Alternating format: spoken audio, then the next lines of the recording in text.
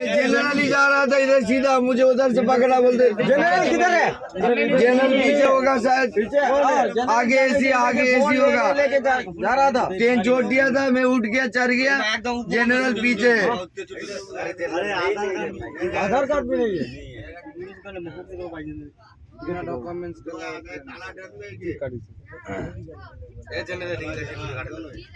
फिर आने के बाद तो ऊपर चढ़ा।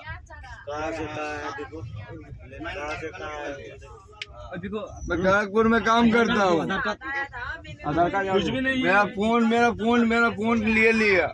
कॉल ले लिया, वो उधर फोन लिया तो कॉल लिया, अरे तुम्हारे उधर तो लिया, कॉल लिया, नहीं लिया मोबाइल, तू लिया किसी का मोबाइल?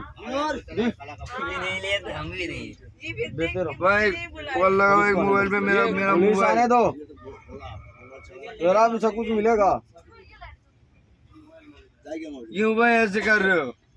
देते रहो। भाई तुम्हारा पास दिखा, देखो हाँ? दिखा दो पास। पास क्या दिखा? पास नहीं आते ये 20 रुपया लेके ट्रेन में सफर कर रहा था रे भाई।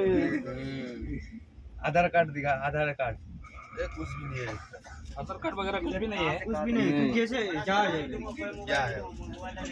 पैसा भी नहीं है, आधार कार्ड भी नहीं, कोई डॉक्यूमेंट भी नहीं है।